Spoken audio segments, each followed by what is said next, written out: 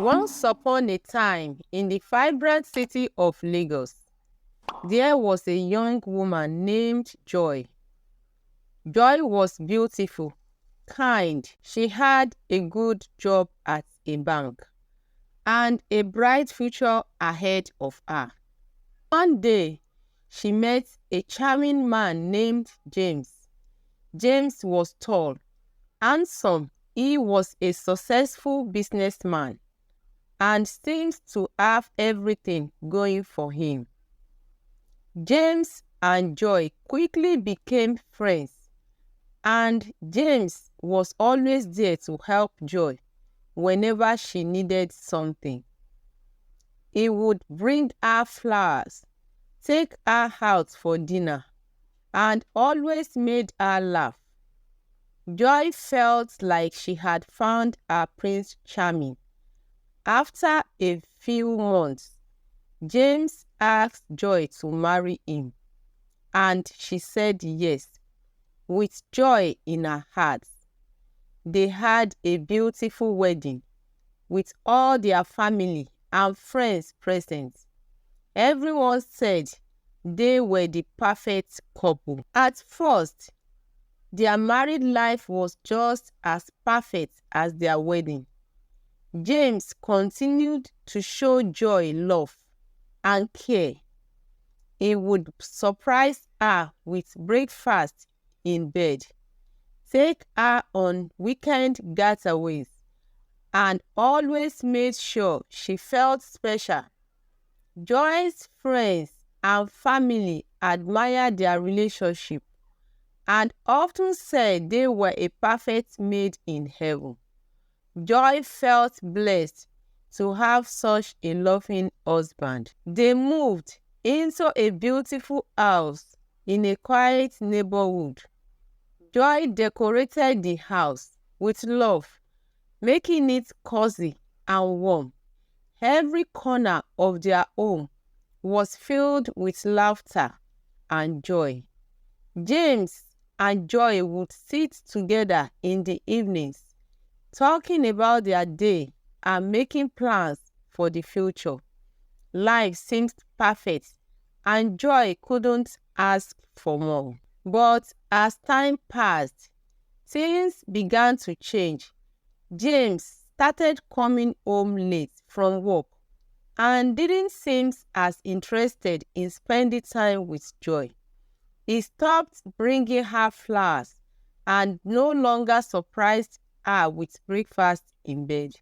Joy thought he was just busy with work and didn't mind at first.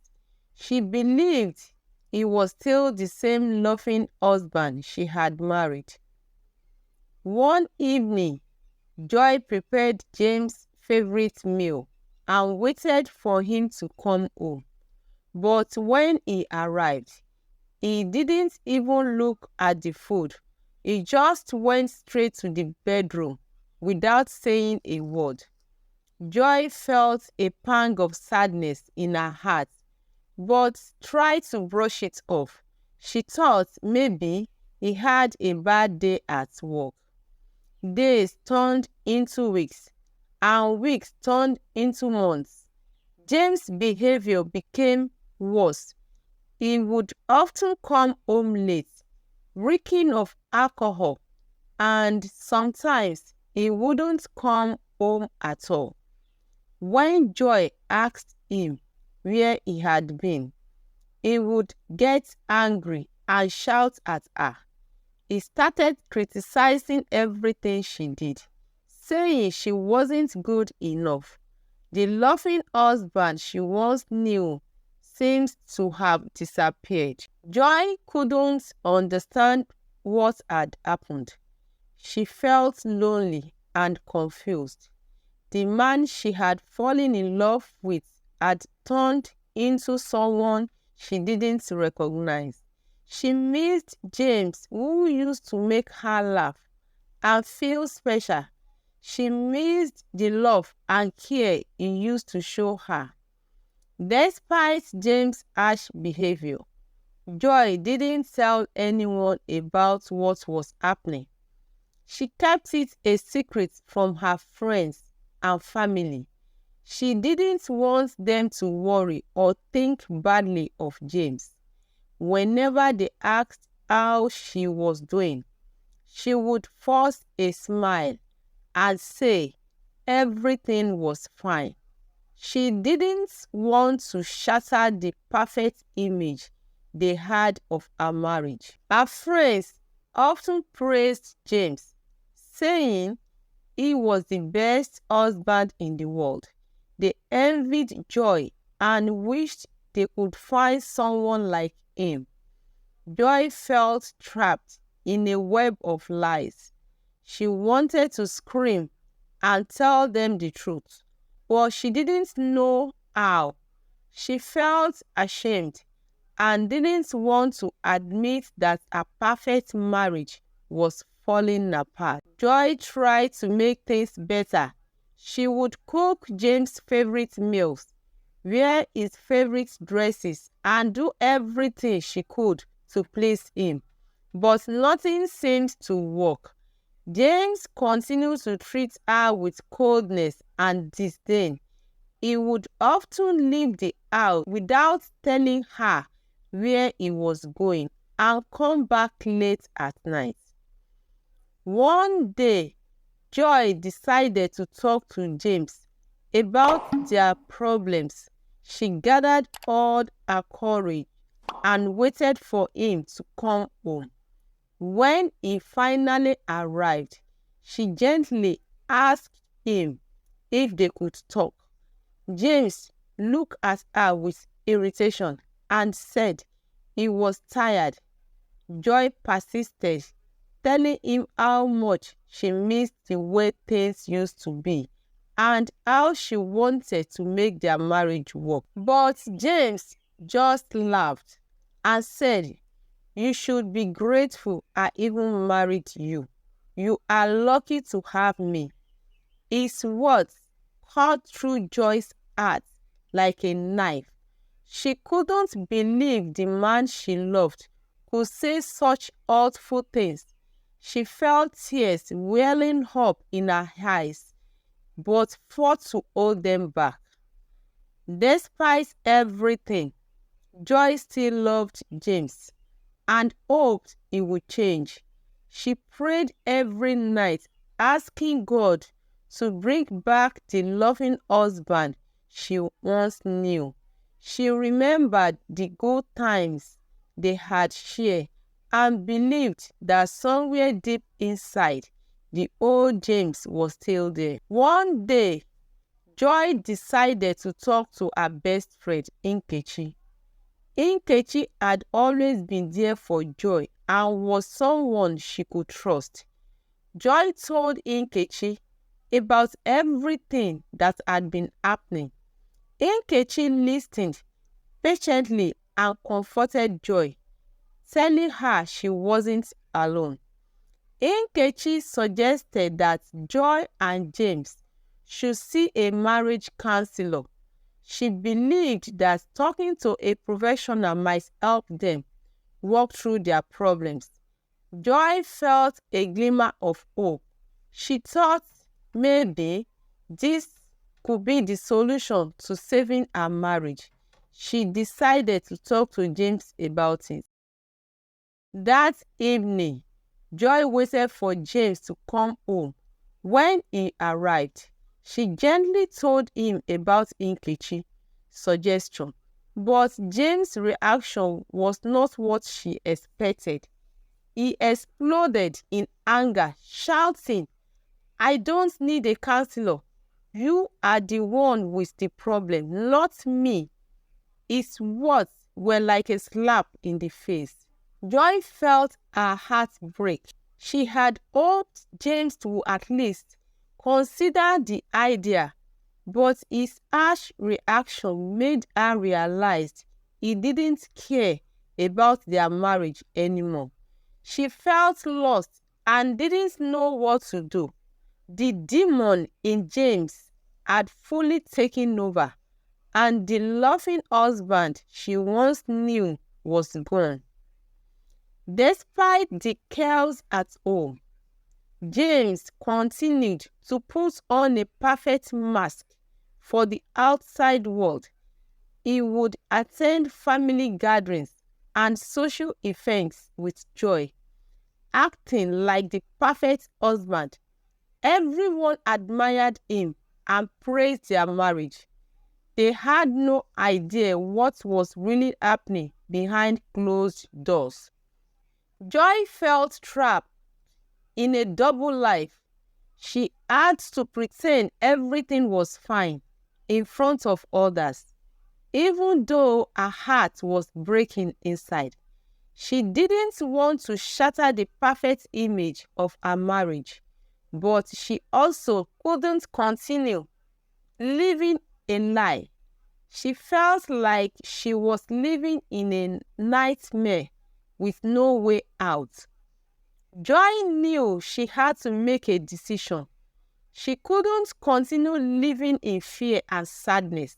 She loved James, but she couldn't let him destroy her spirit. She had to find strength to stand up for herself and take control of her life. One night, as James was asleep, Joy sat in the living room, thinking about everything that had happened. She realized she deserved to be happy and that she couldn't rely on James to change. She had to find happiness within herself. Joy decided it was time to confront James once and for all. She would tell him how she felt and what she needed. If he wasn't willing to change, she would have to make the hardest decision of her life. And so, Joy prepared herself for the confrontation that would change her life forever. She didn't know what the future held, but she knew she had to be brave. The demon at home had taken too much from her, and it was time to reclaim her happiness. The next morning, Joy woke up early, determined to have the conversation with James. She prepared breakfast and waited for him to come downstairs. James sauntered into the kitchen, still in his pajamas, and sat at the table without acknowledging her. "James, we need to talk," Joy said, trying to keep her voice steady. James glanced up from his phone, his expression a mix of annoyance and disinterest. "What is it now?" Joy took a deep breath. "I can't keep living like this. We need to talk about our marriage and how things have changed. I miss the way we used to be, and I want to work on our marriage." James rolled his eyes.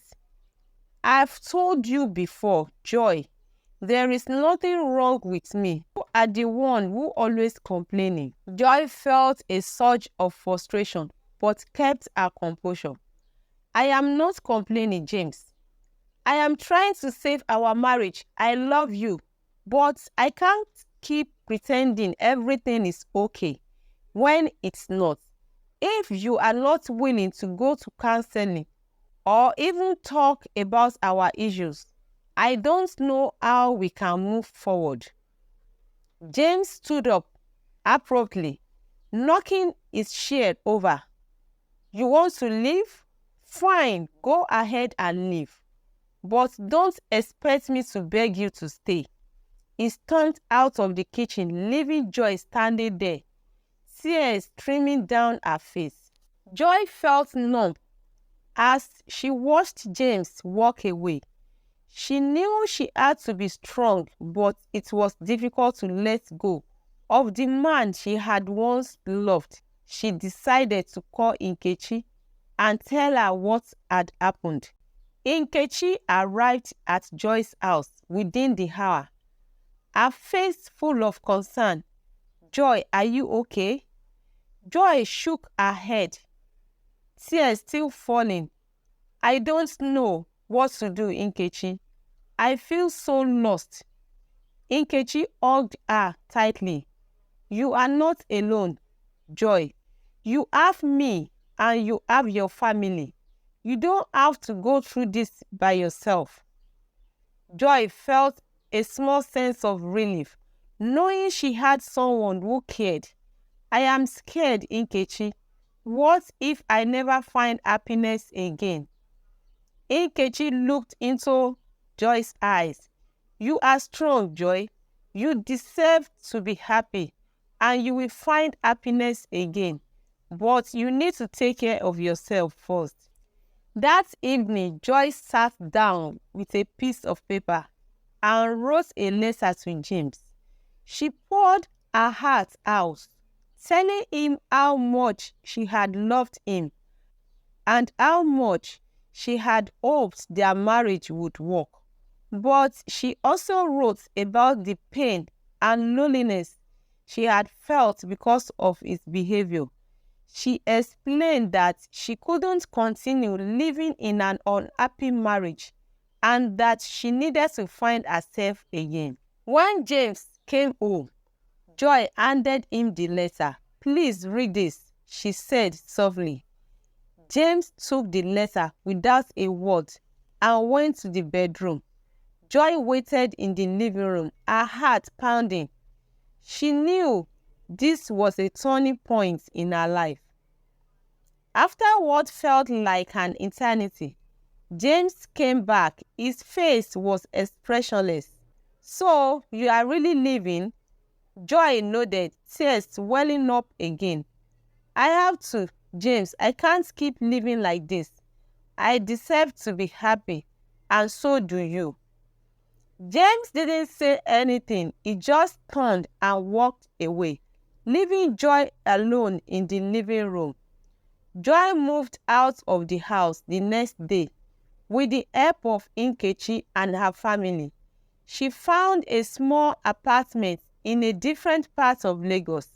It wasn't as big, as fancy as the house she had shared with James, but it was her own space, a place where she could start healing. The first few weeks were tough.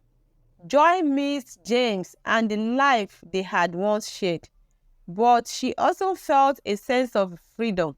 She started focusing on her job and spent more time with friends and family. Slowly, she began to rediscover her passion and hobbies. Joyce also started going to counseling on her own. She realized she needed to understand herself better and learn how to build healthy relationships in the future. Her counselor helped her see that she wasn't to blame for James' behavior and that she deserved to be treated with love and respect. As the months passed, Joy grew stronger. She no longer felt the overwhelming sadness that had once consumed her. Instead, she felt hope and determination. She joined a support group for women who had gone through similar experiences, and their stories inspired her. One day, while walking through a park, Joy bumped into an old friend from university, Remy. They hadn't seen each other in years, and Remy was thrilled to see her. They decided to grab coffee and catch up. Remy listened to Joy's story with compassion and understanding. He shared his own experiences and the challenges he had faced in his life. They found comfort in each other's company and began spending more time together. Remy was kind, caring, and patient. He never pressured Joy and always respected her feelings. Over time, Joy realized she was starting to develop feelings for him. But she was also cautious, not wanting to rush into anything. One evening, as they walked along the beach, Remy took Joy's hand. Joy, I know you've been through a lot, and I don't want to rush you, but I want you to know that I care about you deeply. I want to be there for you, to support you in whatever way you need. Joy felt tears in her eyes, but this time they were tears of happiness. Thank you, Remy. You've been such a good friend to me. I care about you too, and I am grateful to have you in my life. As they watched the sunset together, Joy felt a sense of peace. She knew she still had a long journey ahead, but for the first time in a long time, she felt hopeful about the future. But back in the house where Joy and James had once lived, James sat alone. He had read Joy's letter many times, and her words echoed in his mind. He realized how much he had hurt her and how much he had taken her for granted. For the first time, he felt a deep sense of regret. James decided to seek help for himself and joined a support group for men dealing with anger issues. He knew he had a lot of work to do, but he was determined to change.